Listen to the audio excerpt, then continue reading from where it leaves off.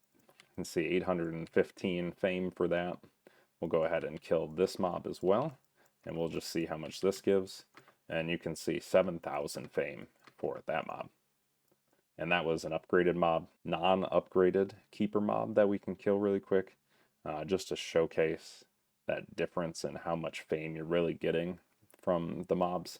And that does change in the black zone, so okay, yeah. And it changes in the red zone, so you do obviously get more fame in those zones than you do in these zones, but it's still probably proportional to the amount of fame that you're getting. So we'll kill this, and you can see that I got 2,405 fame from that normal keeper mob. So that mob that I just killed gave 3 times the fame, and it was not that much proportionally harder to kill, especially in cheaper and earlier gear. It's still very possible. And you know, looking at some of the higher levels of the upgraded mobs, looking at the higher levels of upgraded mobs, the highest upgrade that I've seen has netted me 320,000 fame for a single kill, literally a third of a million fame for a single kill. I've netted easily over 100,000 silver from a single mob in items, not to mention bags and things that have dropped. But typically I'll see upgraded mobs in the region of 50 to 150,000 fame, 200,000 fame, and those mobs are pretty easy to kill. I was killing them in T4.1 gear with tier 5 spear, and it was a little bit dicey, but it was doable. Get your fame going and get upgraded.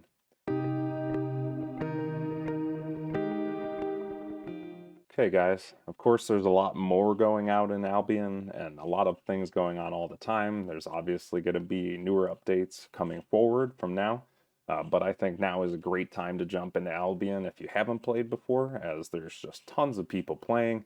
The game exploded in the last couple of years, so there's always stuff to do and people to play with and guilds to join and that kind of stuff. But also, I think the experience for returning players is refreshing and allows you to jump into higher stuff quicker and get into the game. And I think for those newer players too, the fact that you can get fame quicker and all this other stuff that they've introduced to the game really makes it a great game to get into. It's not super time consuming, and you can get into PvP and you can get into those end game type contents without having to sacrifice tons and tons and tons of time to get there. So hopefully this has been helpful.